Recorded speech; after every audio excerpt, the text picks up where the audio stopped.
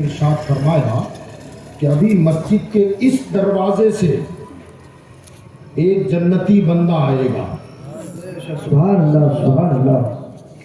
گھر سے وضو کر کے آ رہا ہے, چہرے پر اور اعضائے وضو پر پانی کا اثر موجود ہے.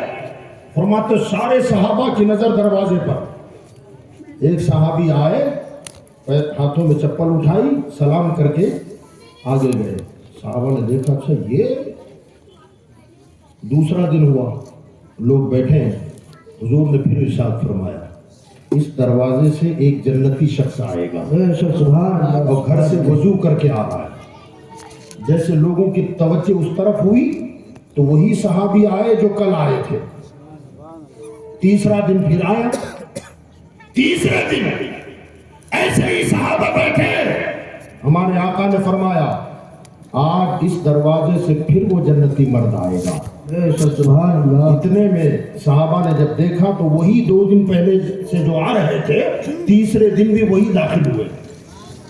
اب وہ صحابی جو روزانہ ایک قرآن ختم کرتے تھے, رات کو قیام کرتے, دن کا روزہ رکھتے, جنہیں حضور نے قرآن کی تلاوت کم کرنے کے لیے آرڈر دیا تھا, روزہ کم رکھنے کا حکم دیا تھا, وہ صحابی سوچ رہے ہیں کہ میں تو روزانہ ایک ختم قرآن کرتا ہوں, روز روزہ رکھتا ہوں, رات کو قیام کرتا ہوں, میرے نبی نے اب تک مجھے جنتی ہونے کی بشارت نہیں دی. آخر یہ بندہ کیا عمل کرتا ہوگا جسے نبیوں کے تاجدار نے ایک مرتبہ نہیں مسلسل 3 دن تک جنتی ہونے کی بشارت عطا فرمائی ہے. اس کے عمل کو جانچنا چاہیے, مجھے دیکھنا چاہیے آخر یہ نیکی کا کام کیا کرتا ہے, بھلائی کا کام کیا کرتا ہے, نمازیں کیسی پڑھتا ہے, تلاوت کیسی کرتا ہے. تو آپ فرماتے ہیں کہ میں محفل برخاست ہونے کے بعد ان کے پیچھے پیچھے چل پڑا.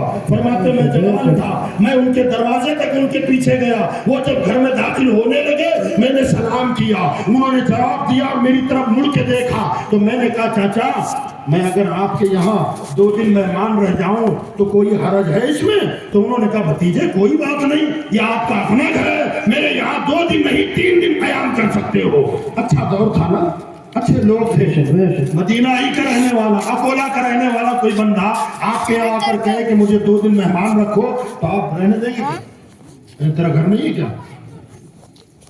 اگر وہ کہے کہ نہ میرے ابا کے ساتھ جھگڑا ہوا ہے تو چاچا کہاں جا, ماما کے گھر جا, رشتے داروں بھی جا, میرے گھر کیوں آیا ہے؟ یاد رکھیں مسلمان, ہر مسلمان ایک دوسرے کے بھائی ہے. یہ پیار تھا, یہ محبتیں تھی. وہ کہتے ہیں مجھے 2 دن مہمان بنائیں گے آپ, تو آپ نے فرمایا 2 دن کیا بھتیجے 3 دن رک جاؤ. مقصد کچھ اور تھا, رک گئے. روزانہ ان کو دیکھ رہے ہیں یہ کیا کرتے ہیں. ذرا دیکھیں آپ, آج ہماری نظریں کہاں ہیں؟ کسی کی کھڑکیوں میں جھانکنا, پرسنل لائف میں نظر کرنا, کیا کر رہا ہے؟ قرآن کہتا ولا تجسسوا, مسلمانوں کی جاسوسی نہ کیا کر. ولا یغتب بعضکم بعضا, ایک دوسرے کی غیبت نہ کیا کر. ولا تجسسوا, مسلمانوں کی جاسوسی نہ کیا کر. وہ بند کمرے میں کیا کرتا ہے, وہ اندھیرے میں کیا کرتا ہے, ارے وہ جو کرتا ہے وہ جانے, اس کا رب جانے. میں کیا کرتا ہوں مجھے یہ دیکھنا. ہم کیا کر رہے ہیں آج؟ ہم سے زیادہ, اپنے آپ سے زیادہ ہمیں دوسروں کی فکریں ستا رہی ہے.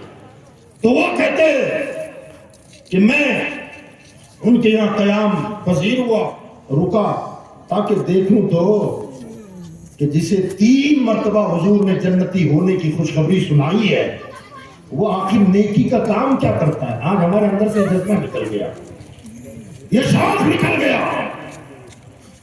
اگر کوئی نیا نمازی بن گیا نا تو محلے والے بھی طنز کرتے ہیں, تانے دیتے ہیں, او 100 چوہے کھا کے بلی ہے.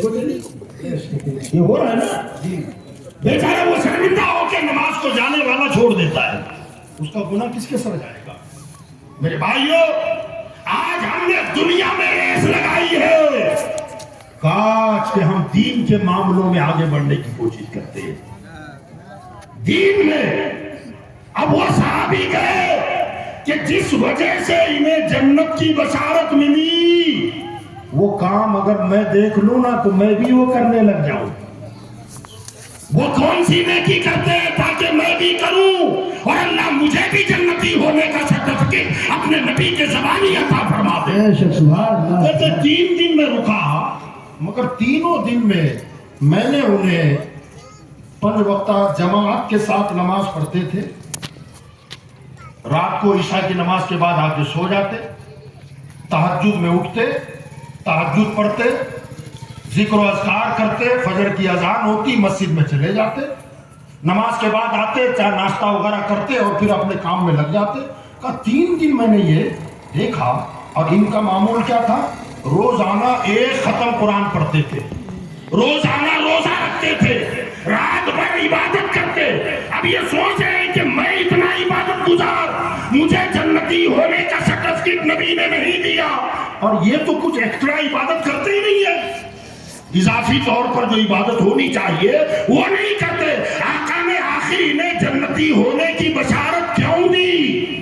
3 دن گزر گئے، کچھ نئی چیز نہیں ملی، جانے لگے۔ کہا حضور 3 دن ہو گئے چاچا، اب میں اپنے گھر جاتا ہوں۔ بھتیجے تم نے آنے کی وجہ نہیں بتائی، کیونکہ رہنے والے تو یہیں کے تھے نا، اور خالی آ کے سونا اور کھانا تو مقصد نہیں تھا۔ بھتیجے وجہ تو کہا چاچا اصل بات یہ آپ کو پتہ نہیں ہے، 3 دن مسلسل ہم دربار رسول میں بیٹھے ہوئے تھے، اور حضور ہر مرتبہ کہتے تھے اس دروازے سے جنتی آئے گا۔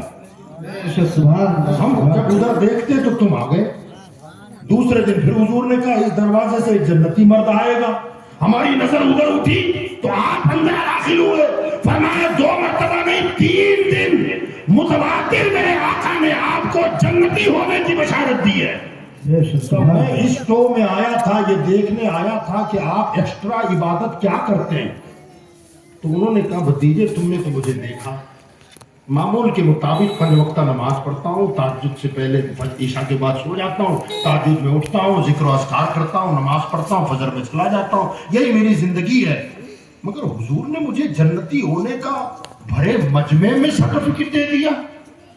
پھر انہوں نے غور کیا، پھر کہنے لگے کہ ایک بات ہے، مجھے لگتا ہے شاید وہ وجہ رہی ہو۔ انہوں نے کہا کیا؟ آپ کے اندر کیا خوبی ہے؟ تو کہا ایک چیز ہے کہ میں جب بھی کسی مسلمان کو ترقی کرتا دیکھتا ہوں نا، میرا دل بہت خوش ہو جاتا ہے، میں دل میں ٹوٹتا نہیں ہوں، مجھے بہت اچھا لگتا ہے، اور میں اور اس کے لیے دعا کرتا ہوں مولا میرے بھائی کو اور ترقی عطا فرما، میرے بھائی کو اور اضافہ عطا فرما۔ اب یہ صحابی حضور کے پاس گئے اور جا کر کے کہا یا رسول اللہ صلی اللہ تعالی علیہ وسلم، میں نے انہیں دیکھا، ان کے اندر کوئی اضافی عبادت میں نے نہیں دیکھی، اضافی تلاوت نہیں دیکھی، ایکسٹرا کوئی ذکر و اذکار نہیں دیکھا۔ کہا یا رسول اللہ مگر انہوں نے اپنی ایک عادت بتائی ہے کہ جب بھی کوئی مسلمان ترقی کرتا ہے تو میں اسے دیکھ کر کبھی ناراض نہیں ہوتا، بلکہ میرا دل باغ باغ ہو جاتا ہے۔ میرے آقا نے فرمایا مسلمان کی ترقی دیکھ کر جو مسلمان خوش ہوتا ہے میں نے اسے جنت کی بشارت میرے بھائیوں، بزرگوں، دوستوں، ساتھیوں، عزیز بچوں، میری ماں بہنوں، تیری میری کرنے سے بہتر ہے کہ میں اپنا دیکھوں۔ ہاں؟